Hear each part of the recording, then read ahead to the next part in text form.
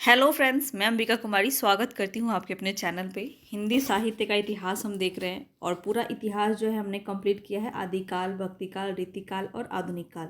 तो उसको आप जाके प्लेलिस्ट में ज़रूर देखिएगा, पूरा आपको वीडियो कंप्लीट मिल जाएगा और सारे ही क्वेश्चंस जितने अब तक पूछे गए हैं प्रीवियस क्वेश्चन ये सारे आपको वहाँ पे मिल जाएंगे। तो एक आपकी बेहतरीन तैयारी वहाँ से स्टार्ट होती है साहित्य की। और इसके बाद हम आगे बढ़ें तो यहाँ पे हम अभी उपन्यास कर रहे हैं और उपन्यास का आज हमारा अंतिम होगा। आज ये लगभग हमारा 8वां क्लास है और उपन्यास से लगभग जितने भी क्वेश्चंस पूछे जा चुके हैं वो सारे हम देख चुके हैं। ठीक है, तो अगर ये सारे आप क्वेश्चंस कर लिए हैं तो आपका निश्चित रूप से उपन्यास से आने वाला कोई भी प्रश्न गलत नहीं होगा। इसको बार बार रिवीजन कीजिए। इसके बाद हम कहानी स्टार्ट करेंगे। कहानी से भी बहुत सारे प्रश्न पूछे जाते हैं, उसको लेके हम स्टार्ट करेंगे। तो साहित्य से जुड़ने के लिए अगर आप मेरे चैनल पर नए हैं तो सब्सक्राइब करके बेल आइकन प्रेस कर लीजिएगा, तभी मेरे वीडियोस आपको सही समय पर मिल पाएंगे।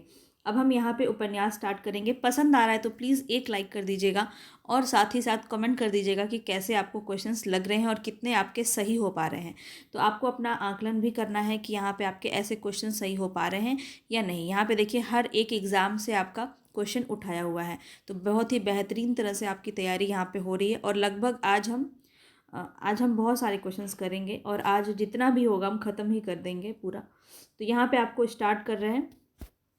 वे दिन किस गद्यात्मक विधा की रचना है, ये बताना है किस प्रकार की रचना है।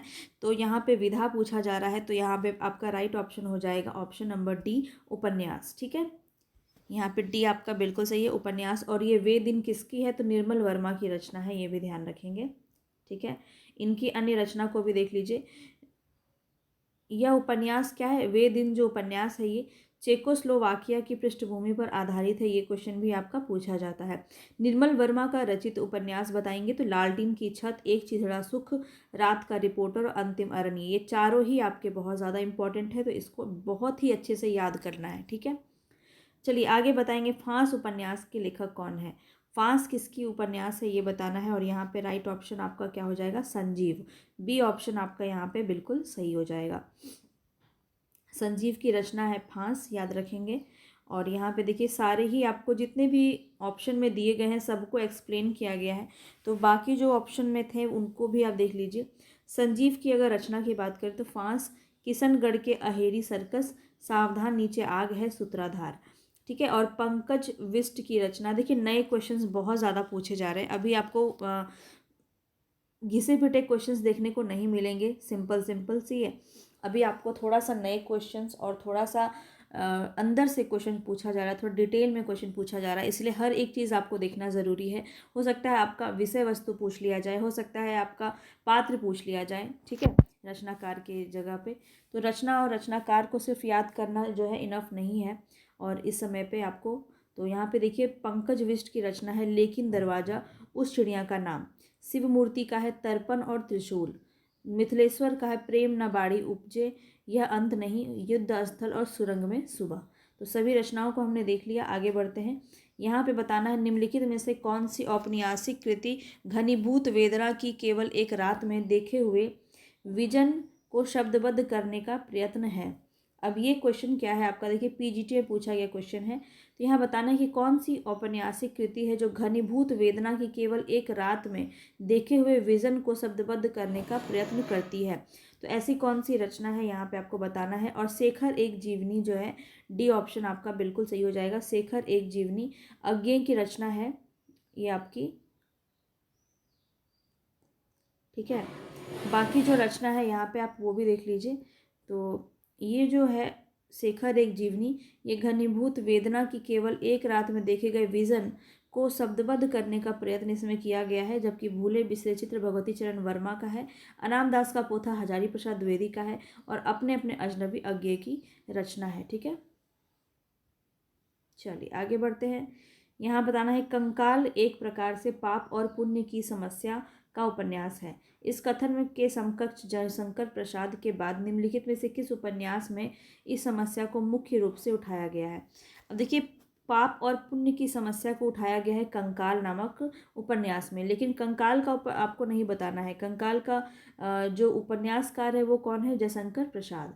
अब यही सेम जो है विषय वस्तु आपको अन्य और कौन से उपन्यास में देखने को मिलता है जो आपके ऑप्शन में दिए गए हैं।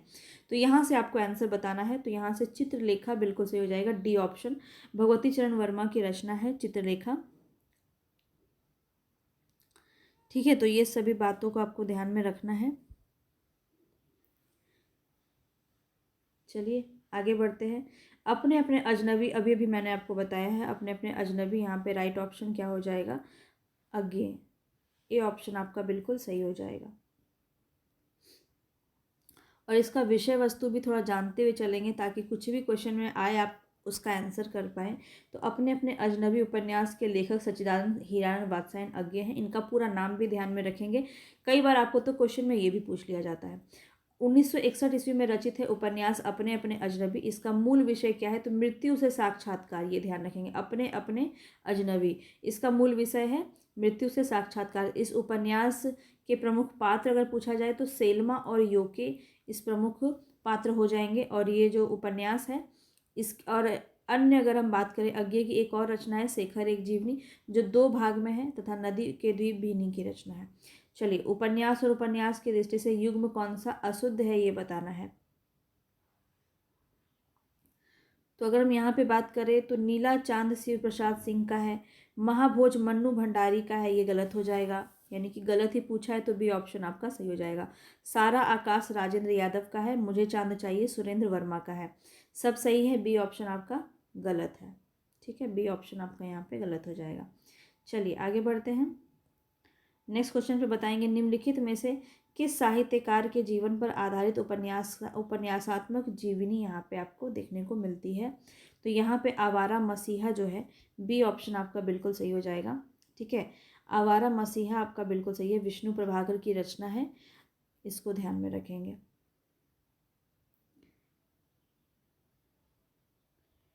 सुरंग में सुबह, सुरंग में सुबह बताएंगे उपन्यास के लेखक कौन हो जाएंगे। सुरंग में सुबह शिव मूर्ति, मिथिलेश्वर, संजीव या अमरकांत। सुरंग में सुबह बताना है आपको। और ये हम अभी अभी बात किए हैं इसके बारे में, तो मिथिलेश्वर की रचना है, बी ऑप्शन आपका बिल्कुल सही हो जाएगा। ठीक है, मिथिलेश्वर की रचना है, इसको हमने अभी तुरंत देखा है, स्टार्टिंग पहला ही 1-2 क्वेश्चन ही जो सेकेंड नंबर क्वेश्चन था उसमें हमने देखा था। और ये पूरा आप यहाँ पे देख सकते हैं। झुनिया, युद्ध स्थल, प्रेम न बाड़ी उपजे, या अंत नहीं, माटे कहे कुम्हार से, पानी बीच मीन ब्याह, ये सब इन्हीं की रचना है। चलिए, औरत की बोली, ये कृति किसकी है ये बताना है। औरत की बोली, ये कृति रचनाकार बताएंगे किसका है। महुआ मांझी, गीताश्री, मैत्रेयी पुष्पा, अलका सरावगी। कौन सी रचना यहाँ पे आपकी सही हो जाएगी। तो यहाँ पे आपका गीताश्री, बी ऑप्शन आपका बिल्कुल सही हो जाएगा। गीताश्री की रचना है औरत की बोली। आगे बढ़ते हैं। नेक्स्ट क्वेश्चन है, भट्टनी किस उपन्यास की नायिका है।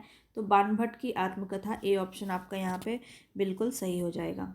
चलिए आगे बढ़ते हैं। ये सारे क्वेश्चन तो इतने ज़्यादा हमने आपको कराए हैं कि ये सारे क्वेश्चन तो गलत होने की सवाल ही नहीं उठता। तो ये सभी आपको वैसे याद रखना है। भट्टिनी, नियोनिया, सुचरिता और महामाया, ये सभी पात्र काफ़ी इंपॉर्टेंट है बाणभट्ट की आत्मकथा से। चलिए आगे बताएंगे, श्रीलाल शुक्ल का कौन सा उपन्यास है इनमें से। तो श्रीलाल शुक्ल का हमें बताना है, राइट ऑप्शन यहाँ पे क्या हो जाएगा, सीमाएं टूटती हैं, डी ऑप्शन आपका बिल्कुल सही हो जाएगा। ठीक है, इनकी सभी रचना एक बार देख लीजिए। सूनी घाटी का सूरज, अज्ञातवास, राग दरबारी काफ़ी इंपॉर्टेंट है। मकान, पहला पड़ाव, विश्रामपुर का संत, ये सभी इनकी रचना है। और एक चिथड़ा सुख किसका है, निर्मल वर्मा का है। उखड़े हुए लोग किसका है, राजेंद्र यादव का है। तीसरा आदमी किसका है, कमलेश्वर का है। तो ये भी आपको याद रखना है, एक चिथड़ा सुख निर्मल वर्मा, उखड़े हुए लोग राजेंद्र यादव, और तीसरा आदमी कमलेश्वर का है। चलिए आगे बढ़ते हैं। नेक्स्ट क्वेश्चन पे चल रहे हैं। नेक्स्ट क्वेश्चन यहाँ पे है, मिलजुल मन उपन्यास के लेखिका कौन हो जाएंगे। कृष्णा सोप्ती, मनु भंडारी, मृदुला गर्ग और उषा प्रेमवदा। तो यहाँ पे आपका राइट ऑप्शन हो जाएगा, यहाँ पे आपका राइट ऑप्शन हो जाएगा ऑप्शन सी, मृदुला गर्ग। मृदुला जो है मीठी मीठी बोलती है और सबसे मिलती जुलती है, ऐसे याद रख लीजिए। मृदुला गर्ग, मिलजुल मन से आप इसको याद रख सकते हैं। इसका और भी जो उपन्यास है ये भी बहुत इंपॉर्टेंट है। उसके हिस्से की धूप, वंशज, चितकोबरा, अनित्य, मैं और मैं, कटगुलाब, ये सभी आपके बहुत इंपॉर्टेंट है, मृदुला गर्ग की पूछी जाती है। चलिए आगे बढ़ते हैं। बताना है हजारी प्रसाद द्विवेदी के उपन्यास अनामदास का पोथा किस उपनिषद के सर्वाधिक स्थलों को प्रयोग में हुआ है। तो यहाँ अनामदास का पोथा बताना है आपको किस उपनिषद के सर्वाधिक स्थलों का प्रयोग इसमें हुआ है। और यहाँ पे राइट ऑप्शन आपका क्या हो जाएगा, छंदोग्य उपनिषद। छंदोग्य उपनिषद यहाँ पे बी ऑप्शन आपका बिल्कुल सही हो जाएगा। 1976 में प्रकाशित हुआ है, ये ध्यान रखेंगे। औपनिषदिक युग का वर्णन इसमें किया गया है। तीसरी सत्ता उपन्यास के लेखक कौन है। तीसरी सत्ता बताएंगे, तीसरी सत्ता के उपन्यास के लेखक कौन हो जाएंगे, तो हो जाएंगे गिरिराज किशोर। ए ऑप्शन आपका सही हो जाएगा। इनकी अन्य रचना भी एक बार देख लीजिए। लोग, चिड़ियाघर, यात्राएं, जुगलबंदी, यथा प्रस्तावित, परिशिष्ट, असलहा, ढाई घर, पहला गिरमिटिया, ये सब इन्हीं की रचना है। पहला गिरमिटिया काफ़ी इंपॉर्टेंट है, महात्मा गांधी के ऊपर लिखा हुआ है, तो ये अच्छे से याद रखिएगा। चलिए आगे बढ़ते हैं। यहाँ पे बताएंगे कमलेश्वर की कौन सी रचना नहीं है। कमलेश्वर का यहाँ बताना है कौन सी रचना नहीं है। तो यहाँ पे देख लेते हैं। काली आंधी इन्हीं की रचना है। डाक बंगला भी है, कितने पाकिस्तान भी है। चौखट जो है ये इनकी रचना नहीं है, ध्यान रखेंगे। चौखट किसकी रचना है, तो द्रोणवीर कोहली, द्रोणवीर कोहली की रचना है, ठीक है, द्रोणवीर कोहली, ठीक है, चौखट याद रखेंगे। चलिए आगे बढ़ते हैं। और ये कमलेश्वर को काफ़ी अच्छे से याद कर लीजिए, इनका बहुत ज़्यादा पूछा जाता है। काला आंधी, डाक बंगला, कितने पाकिस्तान, एक सड़क 57 गलियां, लौटे हुए मुसाफिर, समुद्र में खोया हुआ आदमी। चलिए आगे बढ़ते हैं। उपन्यास और कहानी के अंतर को व्यक्त करने वाला कौन सा कथन यहाँ पे सही है। अब यहाँ पे देखिए, आपको थोड़ा सा मैं इसको छोटा कर दे रही हूँ ताकि आपको अच्छे से विजिबल हो।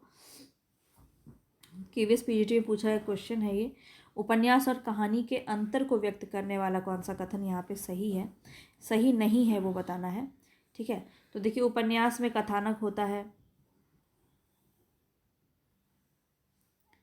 उपन्यास में कथानक होता है, कहानी में वह अनिवार्य नहीं है। कहानी में चरित्र, वातावरण आदि की प्रधानता होती है, ये आपका कथन बिल्कुल सही है।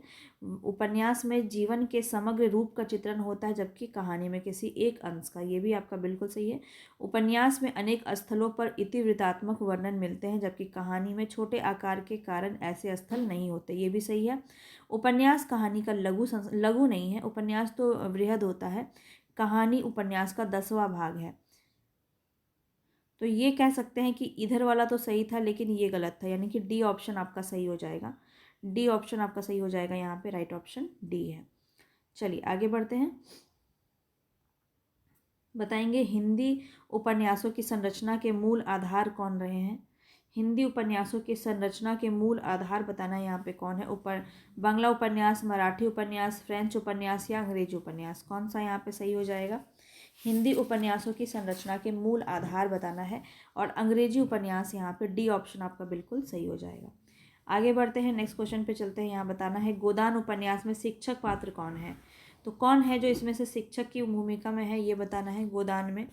तो मेहता जो है, डी ऑप्शन आपका बिल्कुल सही हो जाएगा। चलिए आगे बढ़ते हैं नेक्स्ट क्वेश्चन पे। गोदान उपन्यास की कथा वस्तु की कसावट में कमी आई है। गोदान उपन्यास की कथा वस्तु की कसावट में कमी आई है, किस वजह से, ये बताना है। बहुत कम चरित्रों के शामिल करने से,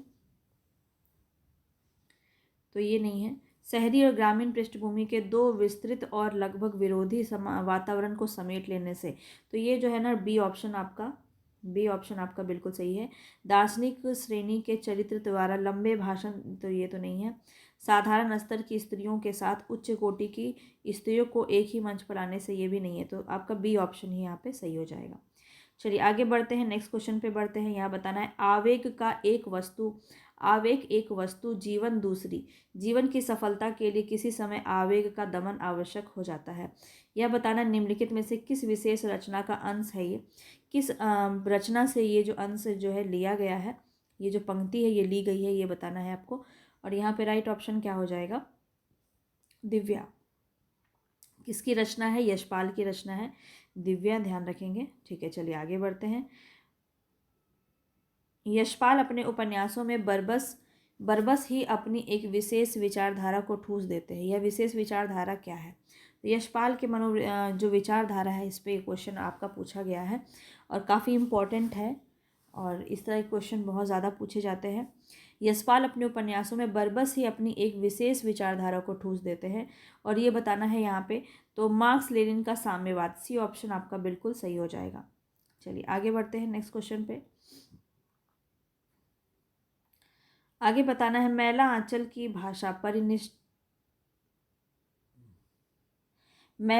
भाषा परिनिष्ठित हिंदी के व्याकरण की कसौटी की जगह जगह खड़ी नहीं उतरती, फिर भी अपने ज़माने की यह अत्यंत लोकप्रिय रचना सिद्ध हुई। इसका कारण क्या था? मैला आंचल क्यों प्रसिद्ध हुआ, यही क्वेश्चन आपसे पूछा जा रहा है। तो क्या थी इसके अंदर? तो इसमें ग्रामीण और शहरी दोनों ही प्रकार के दृश्यों का भरमार है, ये रीज़न नहीं है। परिवेश और पात्रों के अनुरूप यथार्थ परक भाषा का प्रयोग किया है, बिल्कुल सी और बी ऑप्शन आपका सही हो जाएगा। लोक कथाओं, लोकोक्तियों, मुहावरों और लोक गीतों से परहेज नहीं किया गया, बहुत अच्छे से प्रयोग किया गया है, तो ये भी गलत है। इसमें व्याकरण जनित त्रुटियां नहीं है, त्रुटियां हैं लेकिन फिर भी ये जो है प्रसिद्ध हुआ, बी ऑप्शन जो है आपका यहाँ पे बिल्कुल सही हो जाएगा।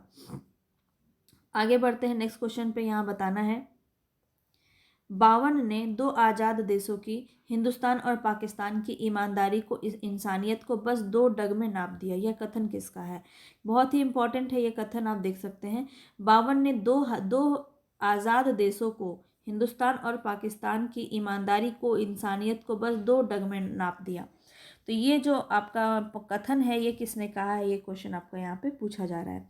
तो यहाँ पे राइट ऑप्शन हो जाएगा फणीश्वरनाथ रेणु, सी ऑप्शन यहाँ पे आपका बिल्कुल सही हो जाएगा। चलिए आगे बढ़ते हैं। बताना है यहाँ पे कितने ही सिद्धांत जो एक ज़माने में सत्य समझे जाते थे आज असत्य सिद्ध हो गए, पर कथाएं आज भी उतनी ही सत्य है क्योंकि उसका संबंध मनोभावों से है। यहाँ पे बताना है ये कथन किसका है। तो देखिए मनोभावों से बोल रहा है यहाँ पे, लेकिन यहाँ पे आपका राइट ऑप्शन क्या हो जाएगा?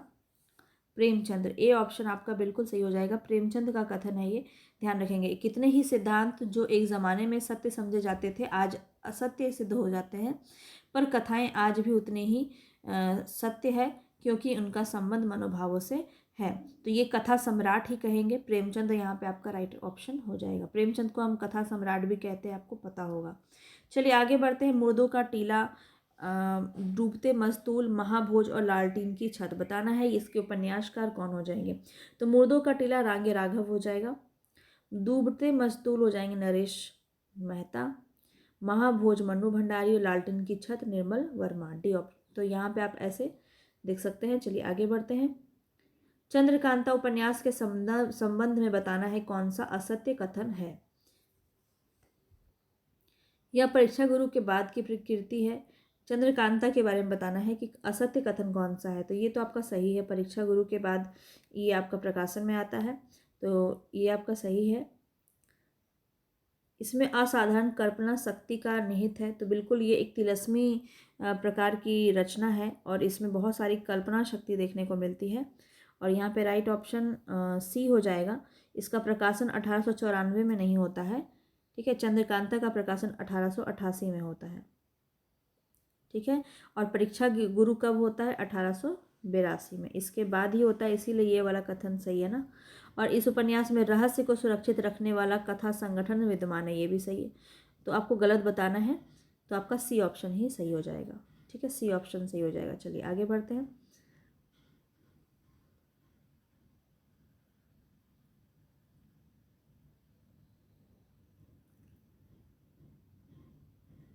बताना है वृंदावन लाल वर्मा की रचना कौन सी है। इसमें गढ़कुंठार, साहित्य सहचर, वरुण के बेटे और सुनीता। यहाँ पे राइट ऑप्शन हो जाएगा गढ़कुंठार। काफ़ी बार करवा चुके वृंदावन लाल वर्मा, अब तक आपको याद हो गया होगा। चलिए इनकी रचना एक बार फिर से देख लीजिए। विराट की पद्मिनी, लगन, संगम, प्रत्यागम, कुंडली चक्र, प्रेम की भेंट, ये सभी रचना इन्हीं की है। सुनीता किसकी है? तो जैनेन्द्र कुमार की है। वरुण के बेटे किसकी है? नागार्जुन की है। चलिए आगे बढ़ते हैं। रूठी रानी बताना है यहाँ पे उपन्यास के लेखक कौन हो जाएंगे। रूठी रानी किसकी रचना है ये? तो प्रेमचंद की रचना है, ए ऑप्शन आपका बिल्कुल सही हो जाएगा। 1907 में प्रेमचंद ने रूठी रानी नामक एक ऐतिहासिक उपन्यास लिखा था। तो असरारे मुआविद प्रेमचंद का प्रथम उपन्यास है। प्रेमचंद का हिंदी में मूल रूप से लिखा गया और प्रथम उपन्यास कौन सा है, तो कायाकल्प।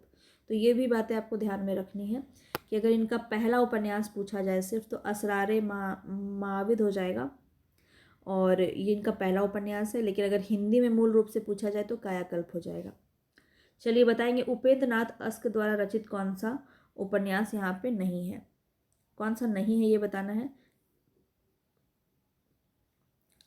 तो देखिए, सितारों का खेल, गर्म राख और शहर में घूमता आईना, ये सभी उपेंद्र नाथ अस्क का है। शतरंज के मोहरे नहीं है, ए ऑप्शन आपका सही हो जाएगा। शतरंज के मोहरे किसकी है, तो अमृतलाल नागर की रचना है, याद रखेंगे। चलिए आगे बढ़ते हैं। यहाँ पे बताना है, निम्नलिखित में से किस उपन्यास में मृणाल की आत्मपीड़ा का चित्रण किया गया है। मृणाल की यहाँ पे बताना है कौन सा आपका सही होगा।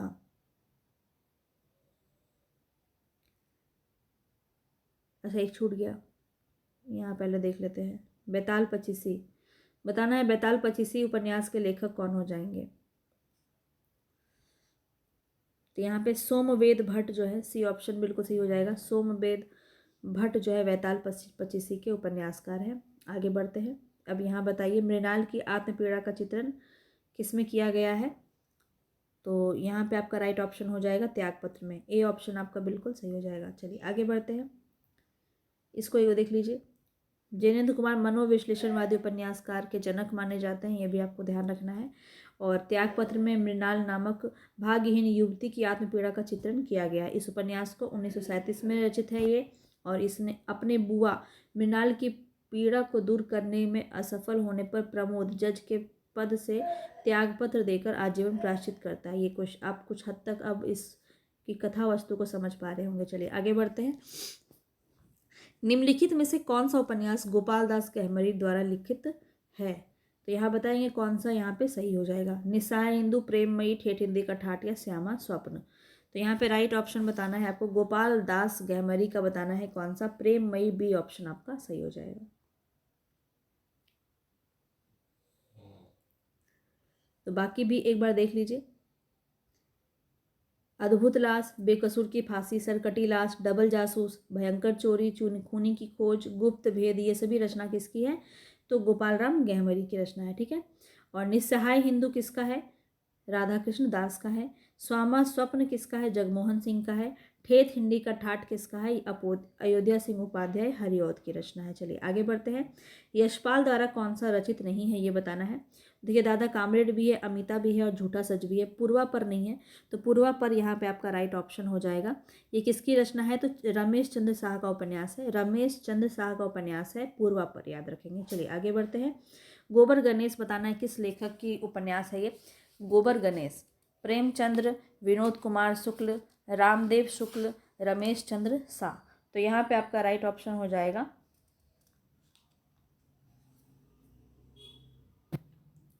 रमेश चंद्र शाह। यहाँ पे आपका राइट ऑप्शन क्या हो जाएगा, रमेश चंद्र शाह। ठीक है, डी ऑप्शन आपका सही हो जाएगा। गोबर गणेश के लेखक हैं रमेश चंद्र शाह। चलिए आगे बढ़ते हैं।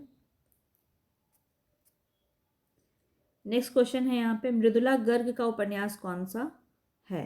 तो मैं आपको बता चुकी हूँ, अभी हमने आपको दिखाया था, तो यहाँ पे देख के आप समझ गए होंगे कौन सा सही है। मैं और मैं, सी ऑप्शन आपका बिल्कुल सही है। ठीक है। और यहाँ पे हम बात करें तो कर्क रेखा किसकी है, शशि प्रभा की रचना है। और पीली आंधी प्रभा खेतान की रचना है। ठीक है।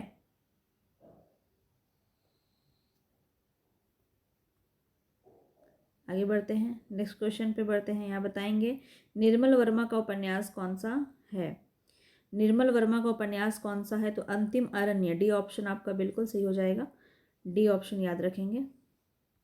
और यहाँ पे देख लीजिए एक बार, वे दिन, एक चिथड़ा सुख, लालटीन की छत, रात का रिपोर्टर, ये सभी रचना किसकी है, निर्मल वर्मा की है। पटरंगपुर पुराण किसकी है, मृणाल पांडे का। द लेकिन दरवाजा किसका है, तो पंकज विष्ट का। और खिलेगा तो देखेंगे ये किसका है, विनोद कुमार शुक्ल का। ये भी आपको याद रखना है, नए क्वेश्चन है ये, तो पूछे जा सकते हैं। सिख अमलदारी को उखाड़ती हुई ब्रिटिश साम्राज्यशाही का चित्रण किस उपन्यास में हुआ है। सिख अमलदारी को उखाड़ती हुई ब्रिटिश साम्राज्यशाही का चित्रण किस उपन्यास में हुआ, ये बताना है। और यहाँ पे राइट ऑप्शन हो जाएगा मैया दास की माड़ी, बी ऑप्शन। ठीक है, मैया दास की माड़ी, बी ऑप्शन आपका यहाँ पे सही हो जाएगा। तो किसकी रचना है ये? भीष्म साहनी की रचना है मैया दास की माड़ी। और अन्य रचना भी इनका याद रखिए, झरोखे, तमस, कुंती और बसंती, कुंतो, नीलो, नीलिमा, नीलोफर, ये सभी रचना किसके? भीष्म साहनी की है। आगे बढ़ते हैं। फणीश्वरनाथ रेणु की किस उपन्यास में पूर्वी पाकिस्तान से विस्थापित होकर बिहार के पूर्णिया जिले में आए हिंदू शरणार्थियों की दारुण कथा है? तो यहाँ बताएंगे कौन सा यहाँ पे बिल्कुल सही हो जाएगा आपका राइट ऑप्शन। तो यहाँ जुलूस, बी ऑप्शन आपका बिल्कुल सही हो जाएगा। ठीक है, जुलूस में ये बातें आपकी कही गई है, पूर्वी पाकिस्तान के विस्थापन की बात। ठीक है, और मैला आंचल में क्या है? मैला आंचल की भांति इसमें भी आंचलिकता का विशेषताएं हैं और पढ़ती परिकथा, पलटू बाबू रोड, ये सभी उपन्यास इनके अन्य हैं, ये भी आपको याद रखना है।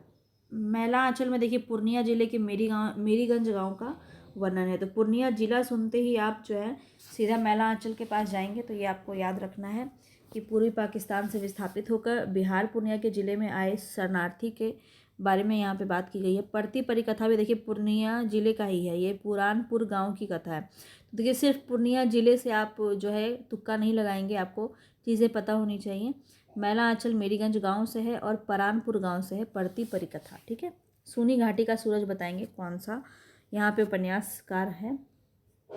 सूनी घाटी का सूरज श्रीलाल शुक्ल की रचना है, ए ऑप्शन आपका सही हो जाएगा। श्रीलाल शुक्ल, सूनी घाटी का सूरज। चलिए आगे बढ़ते हैं।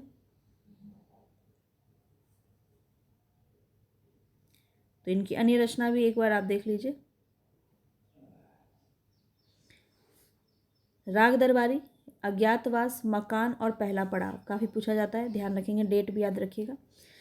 काम और राम का द्वंद्व किस उपन्यास में चित्रित है? काम और राम का द्वंद्व बताना है किस में स्थित है? तो मानस का हंस, ए ऑप्शन आपका बिल्कुल सही हो जाएगा।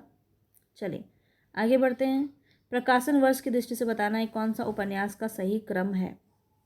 तो बी ऑप्शन आपका यहाँ पे सही है। आपका बंटी, चितकोबरा, श्यामली और कटगुलाब। तो आपका बंटी किसका है? मनु भंडारी का। चितकोबरा हो जाएगा मृदुला गर्ग का। श्यामली रचना है नासिरा शर्मा का और कटगुलाब है मृदुला गर्ग का। तो यहाँ पे डेट आप देख लीजिए, नीचे में दिया हुआ है। 1971 में आपका बंटी, चितकोबरा 1979 में, श्यामली 1987 में और कटगुलाब 1996 में। ठीक है, और हिंदी की प्रथम महिला उपन्यासकार साध्वी सती का प्राण अबला को माना जाता है। ब्रजरत्न दास के अनुसार इनका मूल नाम मल्लिका देवी था। ठीक है, याद रखेंगे। चलिए आगे बढ़ते हैं। यहाँ पे उपन्यास के साथ आपको सुमेलित करना है और कौन सा आपका सही हो जाएगा? तो लाला मदन मोहन, देखिए यहाँ पे पात्र दिया हुआ है और सुमेलित करना है, तो कौन सा सही हो जाएगा? देखिए लाला मदन मोहन जो है ये परीक्षा गुरु से संबंधित हैं। और परीक्षा गुरु किसकी है? तो श्री निवास दास की रचना है, लाला श्री निवास दास की रचना है। नाहर सिंह उपन्यास के जो पात्र हैं ये नूतन ब्रह्मचारी के हैं। नूतन ब्रह्मचारी, तो ये नूतन ब्रह्मचारी किसका है? बालकृष्ण भट्ट का। भगवान दास, लाला भगवान दास, तो ये वामा शिक्षक से हैं। वामा शिक्षक किसकी है? ईश्वरी प्रसाद की है, मुंशी ईश्वरी प्रसाद। वासुदेव शास्त्री जो है ये भाग्यवती से लिया गया है। ठीक है, भाग्यवती से लिया गया है। ये श्रद्धाराम फिरोरी की रचना हो जाएगी। चलिए आगे बढ़ते हैं, यहाँ पे भी आप देख सकते हैं। चलिए, विश्वनाथ प्रसाद निम्नलिखित में से किस उपन्यास का पात्र है? विश्वनाथ प्रसाद किसके पात्र हैं? तो मैलांचल के पात्र हैं, सी ऑप्शन आपका बिल्कुल सही हो जाएगा। आगे बढ़ते हैं। बाल, वयासंधि और किशोर मन का मनोवैज्ञानिक अंकन किस उपन्यास में देखने को मिलता है? बाल, वयासंधि और किशोर मन, शेखर एक जीवनी अज्ञेय की रचना, इसमें आपका देखने को मिलता है। चलिए आगे बढ़ते हैं।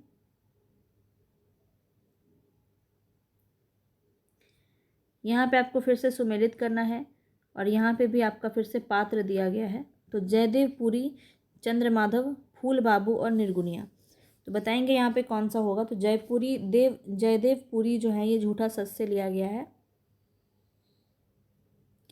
झूठा सच से लिया गया है। ठीक है, माधव चंद्र जो है नदी के द्वीप से लिया गया है। झूठा सच किसकी है? यशपाल की। और नदी के द्वीप अज्ञेय की रचना है। फूल बाबू जो है ये बलचन्मा से लिया गया है। बलचन्मा जो है किसका है? ये नागार्जुन का है।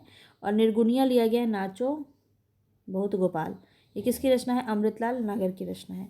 चलिए, सूरज का सातवां घोड़ा धर्मवीर भारती की रचना है, पता ही है आपको। आगे बढ़ते हैं। मैला आंचल का प्रकाशन वर्ष बताना है, यहाँ पे कौन सा सही हो जाएगा। मैला आंचल का प्रकाशन वर्ष, तो बी ऑप्शन आपका बिल्कुल सही हो जाएगा, 1954। चलिए आगे बढ़ते हैं, नेक्स्ट क्वेश्चन पे बढ़ते हैं। यहाँ पे बताना है, देखिए ये सारे आप एक बार देख लीजिए, ठीक है। पढ़ती परी कथा, दीर्घ तपा, जुलूस, कितने चौराहे, पलटू बाबू रोड, राम रतन राय। राम रतन राय जो है ये अपूर्ण उपन्यास है किसका, फणीश्वरनाथ रेणु का।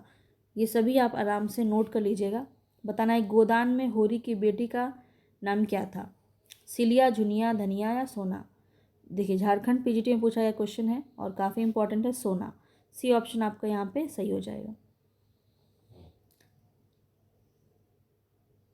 तो होरी की दो बेटियां थी, एक थी सोना और एक थी रूपा, दोनों का नाम याद रखेंगे। चलिए, धरती माता का प्यार झूठा नहीं, फिर खेलो मैं ज़िंदगी झूमेगी, फिर खेलो में ज़िंदगी झूमेगी, आषाढ़ के बादल बजा रहे हैं मादल, बिजली नाच रही है तुम तो नाचो। तो ये जो पंक्ति है ये किस कृति से ली गई है, ये बताना है आपको। धरती माता का प्यार झूठा नहीं, फिर खेलों में ज़िंदगी झूमेगी, आषाढ़ के बादल बजा रहे हैं मादल, बिजली नाच रही है तुम भी नाचो। यहाँ पे बताना है तुम जो नाचो, तो ये जो है आपका पंक्ति बताना है किस कृति से ली गई है। तो ये आपका मैला आंचल से ली गई है, ठीक है, मैला आंचल से ली गई है। ए ऑप्शन आपका यहाँ पे सही हो जाएगा। फणीश्वरनाथ रेणु की रचना है, ध्यान रखेंगे, आंचलिक उपन्यास है। यहाँ पे बताना है, देखिए ये सभी झारखंड पीजीटी से क्वेश्चन आपका पूछा गया है, 2018 का ये क्वेश्चन है। गोदान के संदर्भ में कौन सा तथ्य गलत है। गोदान महाजनी सभ्यता की गाथा है, उपन्यास में मूलतः मालती की कथा है, मानवीय त्रासदी का भाष्य है, गोदान सामाजिक शोषण का लैंडस्केप है। तो यहाँ पे जो है सबसे गलत जो अगर पूछा जाए तो कौन सा हो जाएगा, उपन्यास में मूलतः मालती की कथा, ये गलत है। उपन्यास में जो कृषक है होरी उसकी कथा का वर्णन है। आगे बढ़ते हैं, गोदान का रचना काल बताना है यहाँ पे, तो गोदान हो जाएगा आपका 35-36 में, ए ऑप्शन आपका बिल्कुल सही हो जाएगा। चलिए आगे बढ़ते हैं, इनकी सभी रचना को याद रखिए। मैला आंचल में पूर्णिया के किसी गांव में रहकर डॉक्टर प्रशांत किस संबंध में रिसर्च करना चाहता था। तो ये उपन्यास आपको पढ़ना बेहद ज़रूरी है। मैला आंचल, गोदान, ये सब उपन्यास बहुत ज़्यादा इम्पॉर्टेंट होता है और यहाँ से जो है अंदर के कथा वस्तु से क्वेश्चन आपका पूछा जाता है, तो वहीं से आपका ये पूछा गया है। तो यहाँ पे राइट ऑप्शन आपका क्या हो जाएगा, कैंसर के विषय में, तपेदिक के विषय में, हृदय रोग, मलेरिया और कालाजार। तो कालाजार के विषय में था, मलेरिया और कालाजार, डी ऑप्शन आपका यहाँ पे सही हो जाएगा, ठीक है। चलिए आगे बढ़ते हैं। 19वीं सदी के नवजागरण के दौरान किस लेखक का हिंदी गद्य का विकास में योगदान नहीं रहा। यहाँ बताना, ये भी झारखंड पीजीटी का ही क्वेश्चन है। 19वीं सदी के नवजागरण के दौरान किस लेखक का हिंदी गद्य के विकास में योगदान नहीं रहा। तो यहाँ पे राइट ऑप्शन हो जाएगा भीष्म साहनी। भीष्म साहनी यहाँ पे आपका ए ऑप्शन बिल्कुल सही हो जाएगा, ठीक है। और क्योंकि साहनी जी 20वीं सदी के लेखक हैं, जबकि भारतेंदु प्रताप नारायण मिश्र और बाल मुकुंद गुप्त ये तीनों जो हैं ये 19वीं सदी के नवजागरण काल के दौरान के जो है माने जाते हैं रचनाकार, ये बात आपको ध्यान रखना है। गोदान की भाषा के संदर्भ में बताना है वाक्य कौन सा गलत है। तो भाषा का सटीक और सार्थक प्रयोग हुआ है, ये तो सही है। व्यंजना पूर्ण प्रयोग, कठिन भाषा, सरल एवं बोलचाल की भाषा। अब एक और जगह बोल रहा है कि सार्थक, सटीक, सरल भाषा है और एक जगह बोल रहा है कि कठिन भाषा है, तो कौन सा गलत हो जाएगा, सी गलत हो जाएगा। कठिन भाषा नहीं है, बल्कि बहुत ही आम बोलचाल वाली भाषा का प्रयोग जो है गोदान की भाषा में किया गया है। चलिए आगे बताना है, यहाँ पे यथार्थवादी उपन्यासों में किस दृष्टि की प्रधानता रही है। अब अभी हम झारखंड के पीजीटी वाले क्वेश्चंस पे चल रहे हैं। यहाँ पे बताना है आपको कौन सा सही हो जाएगा, परंपरा केंद्रित, व्यक्ति केंद्रित, वस्तु केंद्रित या रूप केंद्रित। यथार्थवादी उपन्यासों में किस दृष्टि की प्रधानता रहती है। तो यहाँ पे आपका सही ऑप्शन है वस्तु केंद्रित, सी ऑप्शन आपका बिल्कुल सही हो जाएगा। चलते हैं आगे नेक्स्ट क्वेश्चन पे। बताना है, महाराज घर में ना गाय है, ना बच्चियाँ, ना पैसा, यही पैसे हैं, यही उनको उनका गोदान। तो गोदान में यह कथन किसका है। तो बहुत ही आसानी से आप इसका जो है लगा सकते हैं। यहाँ पे धनिया का ये कथन है, सी ऑप्शन आपका बिल्कुल सही हो जाएगा। और ये धनिया कौन है, तो ये पत्नी है होरी की, ठीक है।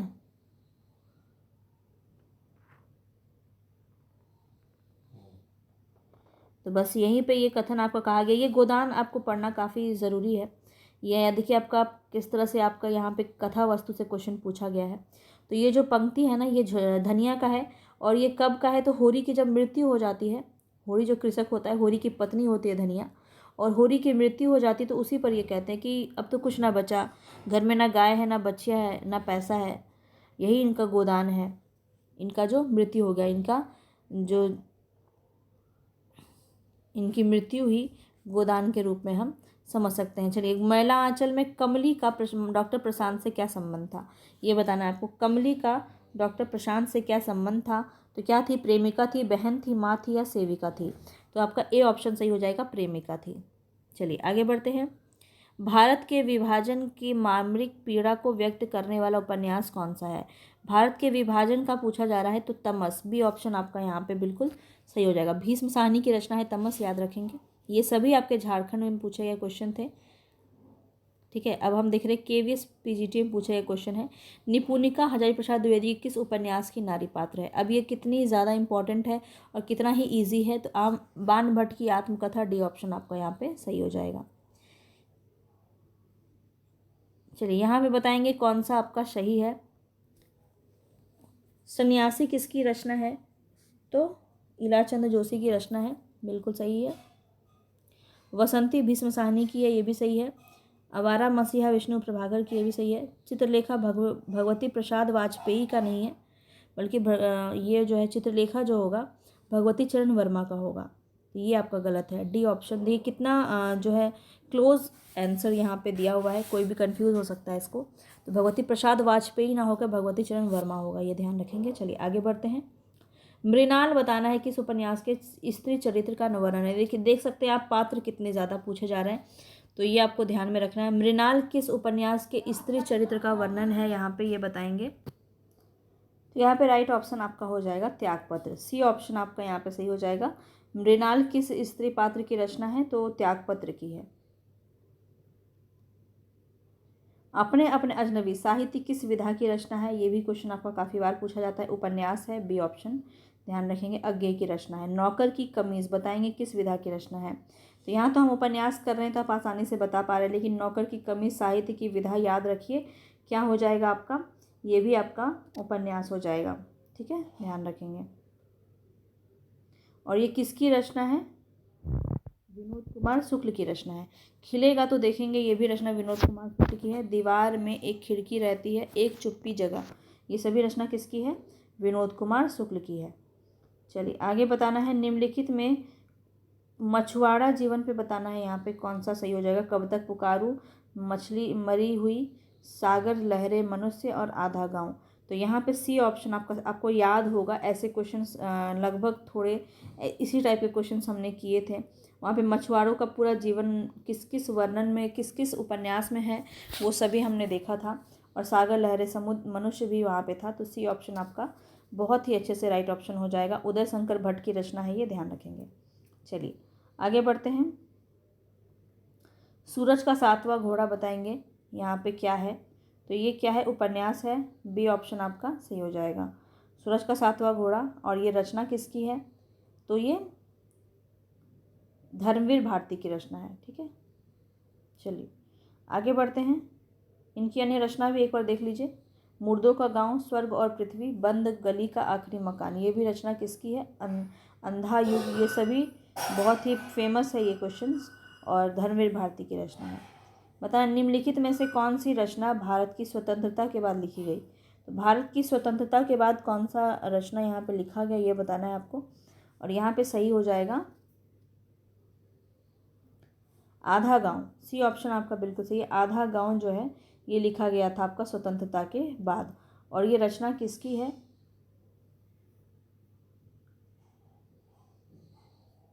राही मासूम रजा की रचना है ये आधा गांव। ठीक है, चलिए आगे बढ़ते हैं। कौन सी रचना राजेंद्र यादव की है, राजेंद्र यादव के बारे में बताना है। तो कौन सी रचना हो जाएगी, पुनर्नवा नहीं होगा, पढ़ती परिकथा भी नहीं होगा। महाभोज जो है इनकी पत्नी मनु भंडारी का है। तो कौन सा बच गया आपका यहाँ पे, तो ए ऑप्शन बिल्कुल सही हो जाएगा, सारा आकाश। चलिए आगे बढ़ते हैं। बताना है रईस साहूकार मदन मोहन के अंग्रेजी सभ्यता की नकल और अपव्यय की कथा किस उपन्यास में कही गई है। रईस साहूकार मदन मोहन के अंग्रेजी सभ्यता की नकल और अपव्यय की कथा जो है किस में कही गई है, ये आपको बताना है। और यहाँ पे आपका राइट ऑप्शन क्या हो जाएगा, नूतन परीक्षा गुरु जो है श्रीनिवास दास की रचना है, लाला श्रीनिवास दास की रचना है, याद रखेंगे। चलिए आगे बढ़ते हैं। प्रेमचंद्र के उपन्यास के पात्र यहाँ पे कौन से हैं, तो यहाँ पे अगर हम देखें तो कौन सा सही होगा,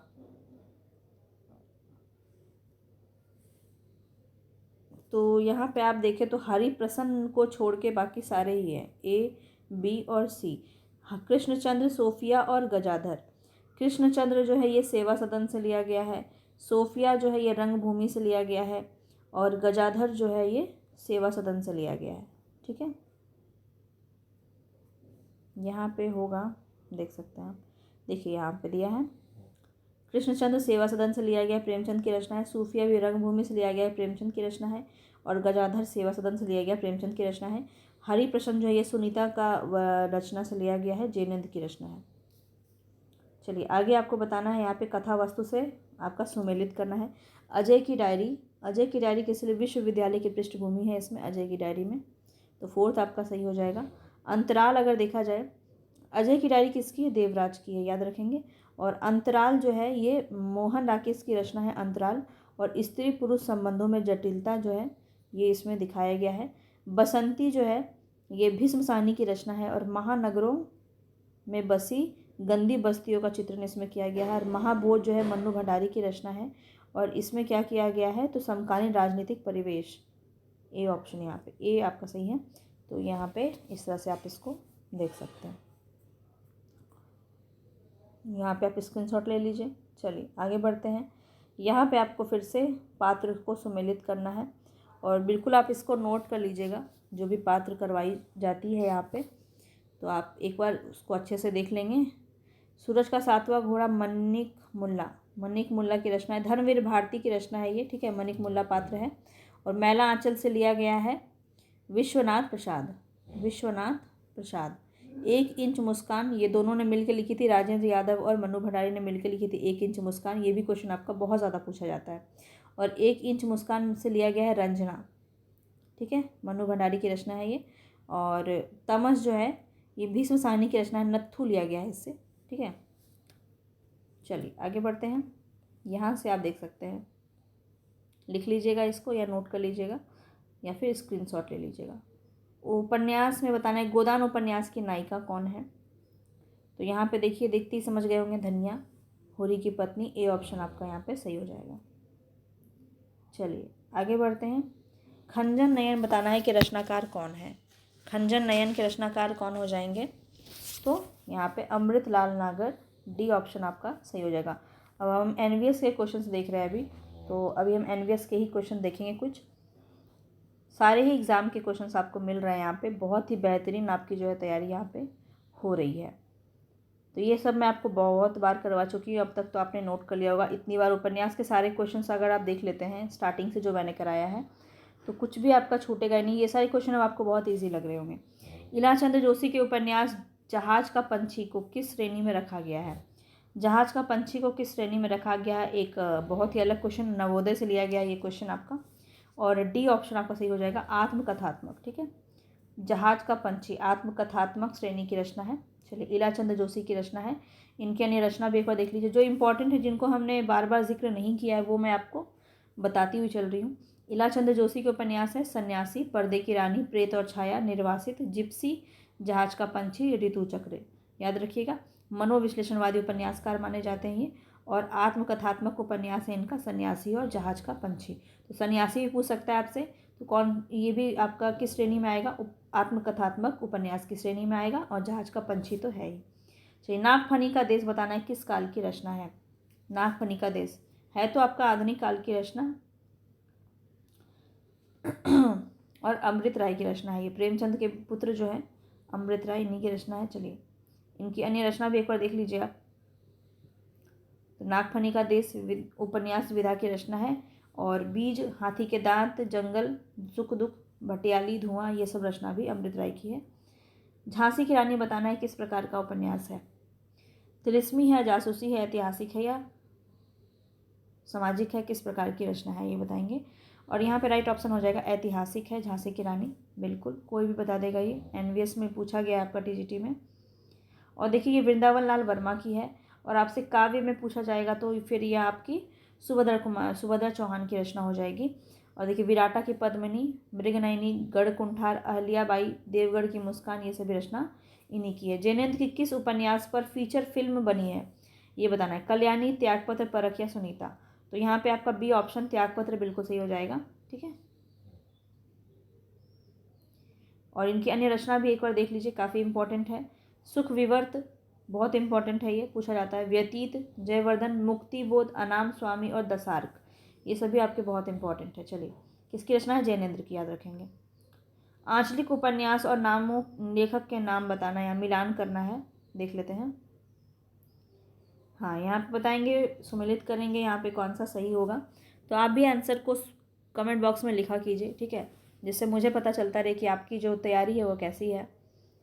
यहाँ पे बताएंगे तो बलचन्मा जो है नागार्जुन की है।